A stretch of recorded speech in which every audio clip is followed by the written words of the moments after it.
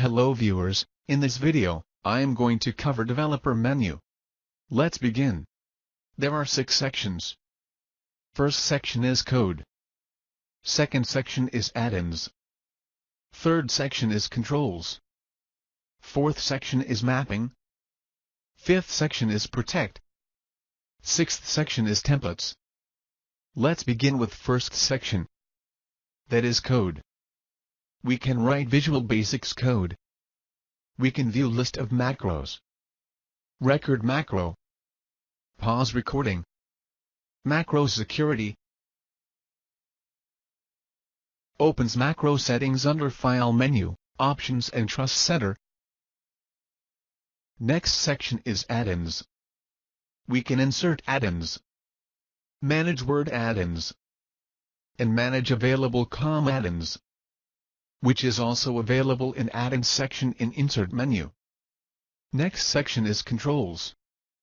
We can insert rich text, content control, plain text content control, picture content control, building block gallery content control, checkbox content control, combo box content control, drop-down list content control, date picker content control, repeating section content control.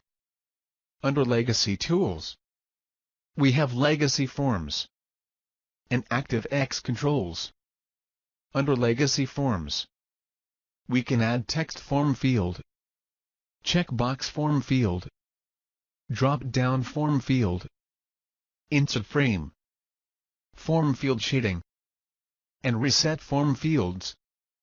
Under Activex Controls, we have checkbox Activex Control, text box Activex Control, label Activex Control, option button Activex Control, image Activex Control, spin button Activex Control, combo box Activex Control, command button Activex Control, list box Activex Control, scroll bar Activex Control, toggle button Activex Control, and more controls.